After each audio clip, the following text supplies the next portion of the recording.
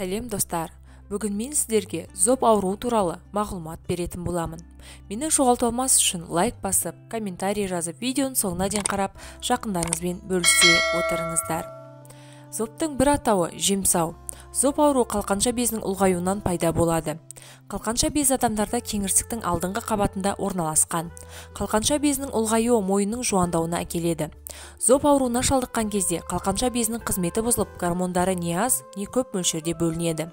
Бұл ауру тек шығармашылық адамдарда ғана емес, барлық кәсіп иелерінде болады.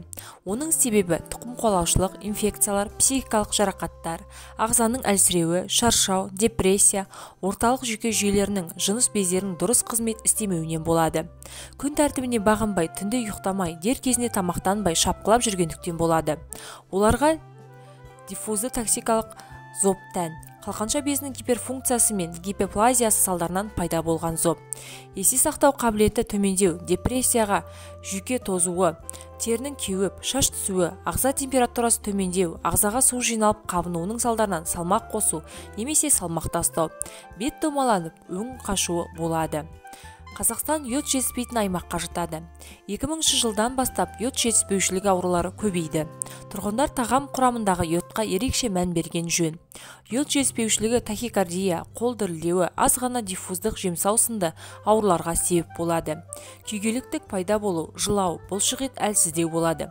Асқынған жағдайда ағзадағы тұз бен су бұзылып, тамақ астындағы без ісініп, адамның көздері сыртқа шығып, беттері өзгеріп, тыныс алу қиындайды. Жүйке талшықтары қозғыштығы төмендеп, ми геометриясы өзгереді. Жүректің минуттық соғуы кемейді. Миокард гипоксиясы қалыптасады. Ас қорыту процесі бұзылады. Осыдан бастап қан аздық туады. Зоб ауруын емдеу дүниежүзілік денсаулық сақтау ұйымы ережесі барлық жерде бірдей. Зобтың түрі көп. Соның ішіндегі көп тарағаны эндемиялық зоб. Оның 3 сатысы бар. Бірінші, қалқанша безі көрінбейді, сипалағанда сезілмейді. Екінші, қалқанша безі көрінбейді, бірақ сипалағанда сезіледі. Үшінші, қалқанша безі жұтынған кезде көрініп тұрады. Адам қанының құрамындағы йод мөлшері жыл мезгіліне байланысты азайып көбейіп отырады. Қыркүйек-қаңтар айларында қан құрамында йод мөлшері азайып, ақпанда көтеріледі. Күн ысыған кезде мамыр айларында йод жоғарылайды. Еркектерге қарағанда әйелдер 3-4 есе көп ауырады. Ағзадағы йодтың 90% тамақ арқылы толықтырылады. Күнделікті тағам құрамына мән берген жөн. Йод балықтарда, теңіз өнімдерінде, балдырларда, балық майында көп. Теңіз қырыққабатын ламинарияда көп болады. Жемістерден апельсин, лимон, банан, қауын, жүзім, ананас, құлпынай, алма, құрмада көп. Сүт, жұмыртқа, сары май, сиыр еті, бидай өнімдері йодқа өте бай.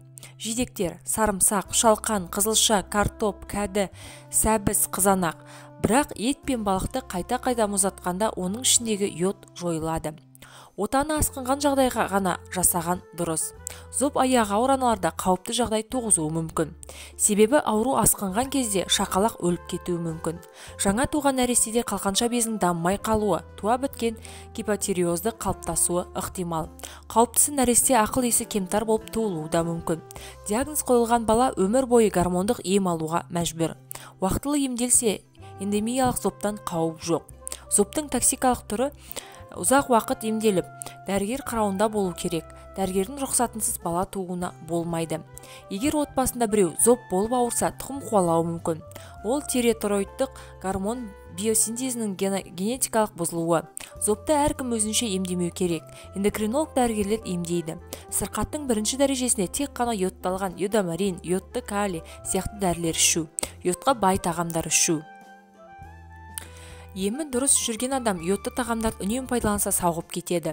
Зобтың тұқым қуалайтын қатерлі түрлеріне шалдыққандары құлан таза жазылып кетпесе де дер кезінде емделсе, сырқат созылмалы күйінде қалады. Науқастар берілген мөлшердегі дәріні ішіп тұру керек. Егер ем дұрыс жасалса, 8 аптада жағдайы түзелуі тиіс. Кейде 2 жылға дейін созылады. Қалқанша безінің көлемі қалпына келсе, 1 жылдан кейін йод қосылған препараттарға көшу қажет.